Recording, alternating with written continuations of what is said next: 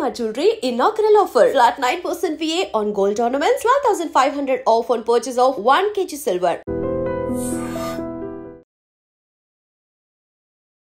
Hi hello నమస్తే, welcome to iDream media. నేను miss రావ్య. Visas గురించి మాట్లాడాలంటే పృథ్వీరాజ్ గారు తప్ప ఇంకెవరు మాట్లాడలేరు అంటారు.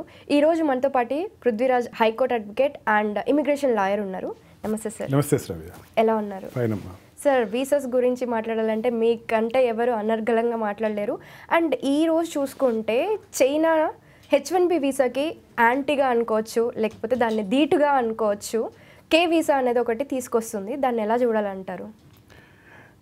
ఇప్పుడు యుఎస్ఏ పెత్తనం కావచ్చు, యుఎస్ఏ పెత్తందారితనం కావచ్చు, భారతీయులందరూ ఎక్కువ మంది అంటే 70% మంది H1B వీసాతోటి కానీ F1 వీసాతోటి కానీ అక్కడ ఆల్రెడీ లాంచ్ అయి ఉన్నారు. And H1B visa cream role అంతా కూడా భారతదేశానికి చెందింది. వీళ్ళని ఒక్కసారి మీకు వీసా కావాలంటే ఇండియా నుంచి మీరు రావాలనుకుంటే ₹1,00,000 కట్టి మీరు H1B తీసుకోండి, $1,00,000 కట్టి మీరు రండి. It coming to 1 crore rupees, nearly 86 lakhs వస్తున్నా మిగతా ఖర్చులన్నీ కలిపి 1 crore అవుతుంది. దీన్ని భయభ్రాంతులు చేసిన తర్వాత మనం ఈ H1B వీసా సాధించాలనుకుని లేకపోతే H1B వీసా వచ్చి వెళ్ళలేక ఆగిపోయిన వాళ్ళందరికీ కూడా ఒక ఒయాసిస్ లాగా K వీసా అన్నది చైనా ఇంట్రడ్యూస్ చేయడం జరిగింది.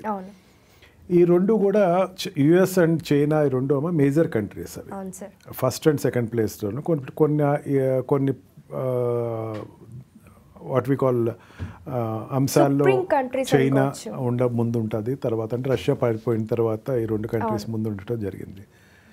ఇప్పుడు దానికి ధీటుగా H1B వీసాని వాడు డిస్కరేజ్ చేశాడు కాబట్టి నేను K వీసాని ఇంట్రడ్యూస్ చేస్తున్నాను అని ఇంకా వాళ్ళు దాని యొక్క రెగ్యులేషన్స్ ఏంటి, ఫీ స్ట్రక్చర్ అంతా ఇదంతా కూడా ఇంకా స్క్రీనింగ్ టైంలోనే ఉంది. ఇంకా అది అమల్లోకి రాలేదు. బట్ ప్రపోజల్ అయితే వచ్చింది. కమ్యూనిస్ట్ గ్రూప్ వాళ్ళ డెలిగేట్స్ అయితే కూర్చుని దాని గురించి డిసైడ్ చేశారు. విత్ ఇన్ షార్ట్ టైంలో అది అమల్లోకి వస్తుంది. అండ్ H1B వీసాకి ధీటుగానే వచ్చిందని చెప్పచ్చమ్మా. H1B వీసాకి ధీటుగా తీసుకురావటాల్లో అంతరార్థం ఒకటి ఉంది శ్రావ్య, అది అర్థం చేసుకోవాలి. మేధావుల్ని వదిలేయకూడదు. H1B వీసా అంటే ఏంటి? ఇక్కడ ఇండియాలో ఉండేటువంటి మేధావుల్ని అక్కడ ఉండే కంపెనీలు తీసుకెళ్తాయి. అంటే ఇక్కడ ఉండేటువంటి వాళ్ళని ఎక్కడ తీసుకెళ్తున్నాయంటే ఇక్కడ ఉండేటువంటి టాప్ గ్రేడ్ సైంటిస్టులని, టాప్ గ్రేడ్ డాక్టర్స్ని, టాప్ గ్రేడ్ టెక్నికల్ జాబ్స్లో ఉన్న వాళ్ళని అక్కడ తీసుకెళ్తున్నారు. అవును, ఒక రకంగా సిఇఓలు కానీ టాప్ పొజిషన్స్లో ఉండే యుఎస్లో ఉండే వాళ్ళందరూ కూడా మన ఇండియన్స్ అనే చెప్పుకోవచ్చు. వీళ్ళని అక్కడ తీసుకెళ్తున్నారు. అవును, వీళ్ళని రానివ్వకుండా H1B వీసాకి ఒక డెడ్ మార్క్ అయినటువంటి $1 lakh మీరు కడితేనే ఇక్కడ రావాలి అంటే ఇది ఎవరు కడతారు? స్టూడెంట్ కట్టడం, లేకపోతే H1B ఎంప్లాయీ కట్టడం. ఎంప్లాయర్ కడతాడు. ఎంప్లాయర్ కట్టేటప్పుడు ఏం చేస్తాడు? అవసరం వదిలేసుకుంటారు. ఏం చేస్తానో మనకు $1,00,000 పెట్టి వాళ్ళు ఇక్కడ తీసుకురావటం అంటే తీసుకోవాలని ఆలోచన వస్తుంది. పెద్ద కంపెనీస్ కాకుండా మీడియం అండ్ లో కంపెనీస్ ఏం చేస్తాయంటే ఇంకా సరే తీసుకోకుండా వదిలేయటం జరుగుతుంది. అంటే ఏమవుతుంది? ఆ మేధావిని తీసుకెళ్లే హోప్స్ లేవు. ఈ మేధావులు తీసుకునేది మేము ఉన్నాము, మేము తీసుకుంటాము, మాకు ఇండస్ట్రీస్ చాలా ఉన్నాయి ఇక్కడ. అండ్ యాన్సిలరీ ఇండస్ట్రీస్ అమ్మ, పెద్ద పెద్ద కంపెనీ కానీ ancillary industries maybe any good maybe made in any other country, but manufactured in China ఈ రోజుల్లో ఏదైనా కావచ్చు, ఐఫోన్ కావచ్చు, అన్నీ జరుగుతాయి.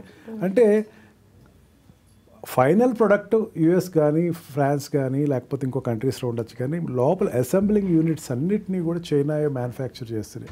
మొనోపలిస్టిక్గా ఉందంటే అది అక్కడ ఈ ఒక యాపిల్ ఫోన్ తీసుకుందాం. యాపిల్ ఫోన్లో ఉండేటువంటి అనేకమైన సిమ్కి సంబంధించినవి కానీ, లోపల ఉండేటువంటి ఫ్యూజెస్ కానీ, లోపల ఉండేటువంటి ఎలక్ట్రానిక్ గూడ్స్ అన్నీ కూడా చైనాలో ప్రొడ్యూస్ అవుతున్నాయి. అంటే లోపల ఉండేటువంటి స్ట్రక్చర్ అంతా అక్కడ ప్రొడ్యూస్ అవుతూ ఉంటే వాళ్ళకి కూడా మేధావులు కావాలి. దాన్ని కొంచెం అప్లిఫ్ట్ చేసేటువంటి మేధావులు కావాలి. దాంట్లో కొంచెం ఫాస్ట్గా దాన్ని ప్రొడక్టివ్గా తీసుకొచ్చేటువంటి వాళ్ళు కావాలి అనే ఉద్దేశంతో ఏం చేసిందంటే మేము తీసుకుంటామని చెప్పేసి అంది. ఇది ఒక ఎత్తమ్మ. శ్రావ్య, ఇప్పుడు AI వ్యవస్థ వస్తుంది. ఇటువంటి టైంలో ఇండస్ట్రీస్ మీద ఆధారపడే కంట్రీస్ ఎప్పుడు కూడా పెద్ద తప్పులు చేయకూడదు. నా దృష్టిలో యుఎస్ చాలా పెద్ద తప్పు చేసింది. AI ఉద్రిక్తంగా వచ్చే టైంలో మేధావులను ఆపేసింది. రిసోర్సెస్ని ఆపేస్తుంది.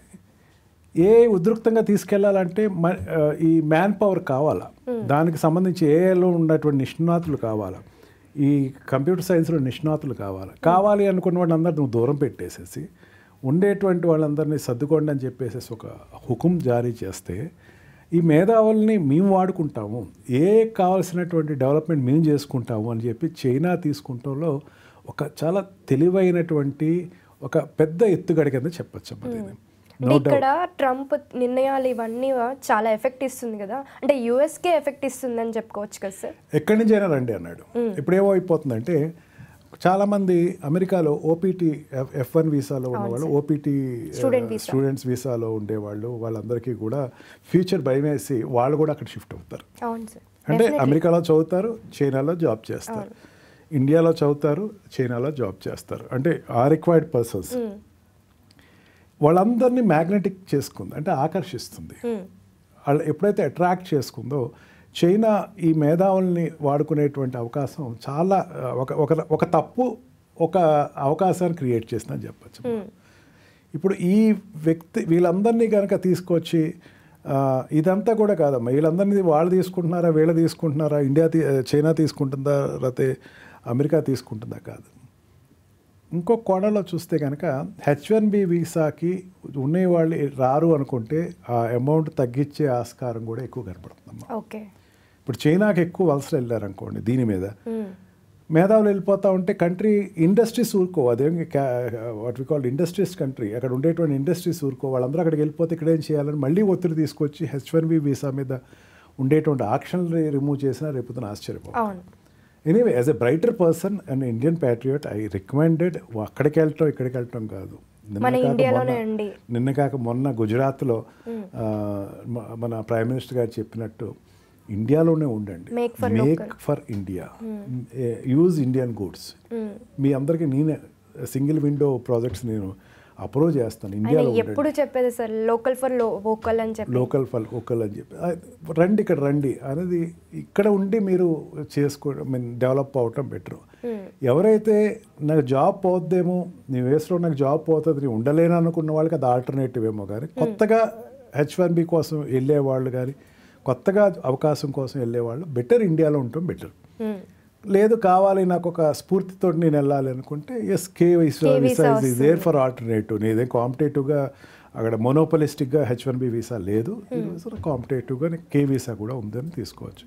అండ్ ఆల్సో పక్క దేశం, టైం లైన్ కూడా పెద్ద ఎక్కువ ఉండదు, ఒక 1 hour 2 hours టైంలోనే ఉంటుంది. అందుకని వాళ్ళు జనరల్గా కమ్యూనికేట్ చేయాలన్నా లేకపోతే ఇండియాకి వెంటనే రావాలన్నా రూల్స్ కూడా ఉండవు కదా సార్ చైనాలో. ఉంటాయమ్మా, స్ట్రిక్ట్ రూల్స్ ఉంటాయి. అంటే ఏమవుతుందంటే అమెరికా ఎందుకు ఆప్ట్ చేసుకుంటారంటే లిబర్టీ కంట్రీ, అక్కడ ఏదైనా చేయొచ్చు. బట్ అంటే చైనాలో మనకి ఇట్లా యూజ్ చేసే యాప్స్ అవన్నీ కూడా యూజ్ చేయడానికి ఉండదు. అంటే వీచాట్ యూజ్ చేయాలి, వాళ్ళకి సంబంధించిన ఆ గూగుల్కి ఏవైతే ఉంటాయో అవే యూజ్ చేయాలి, వేరే యాప్స్ యూజ్ చేయకూడదు, ఇలాంటి రూల్స్ ఉన్నాయి. కానీ మరీ ట్రంప్ విధానంగా ఉండదు కదా సార్ అక్కడ. ఇంకా చైనా ఇంకా ఎక్కువ ఉంటుంది. అంతేనా సార్? కేవలం ఎంప్లాయ్మెంట్ నువ్వు చేసి వచ్చేయడానికి బాగుంటుంది తప్ప China is also communist country అమ్మ, ఇట్స్ అ సోషలిస్టిక్ కంట్రీ. అదేంటి కమ్యూనిస్ట్ అనేవాళ్ళు ఏంటంటే కొంచెం గవర్నమెంట్ పెత్తనం ఎక్కువ ఉంటుంది. అమెరికాలో ఇంకా తక్కువే ఉంది, అందుకే అమెరికా ఎక్కువ వెళ్తారమ్మా. అమెరికా ఎక్కువ వెళ్ళటం కారణం ఏంటి, నేను ఎట్లా ఉన్నా ఎవడో పట్టించుకోడు, నేను ఏం చేసినా ఎవడో పట్టించుకోడు అని దాంతో అక్కడికి వెళ్తారు. సంపాదించుకోవాలి, నేను పద్ధతిగా ఉండాలి, నేను సంపాదించుకుని మళ్ళీ ఇండియా రావాలనుకున్న వాడికి K visa is the best thing. Okay, ఒక రకంగా స్ట్రిక్ట్గా ఉన్నా ఇంకా ఇక్కడ ఆల్టర్నేటివ్ చూసుకోవాల్సిందే, కానీ అక్కడ చైనా అయితే స్ట్రిక్ట్గానే ఉంటుంది అని చెప్తారు. ఉంటుందమ్మా, చైనా స్ట్రిక్ట్గా ఉండటంలో ఎటువంటి డోకా లేదు. అండ్ ఓన్లీ వర్క్ పరంగా శాలరీ పరంగా ఎక్కువ సంపాదించుకోవాలంటే ఎక్కువ సంపాదించుకోవాలంటే ఇక్కడ go there. And also equal status ఉంటుంది, గుర్తింపు ఉంటుంది, అండ్ డెవలప్మెంట్కి ఆపర్చునిటీ ఉంటుంది. అండ్ చైనా వాళ్ళే డెవలప్ అవ్వాలి, మరి వచ్చేటువంటి ఫారినర్స్ డెవలప్ అవ్వకూడదు అంటారు.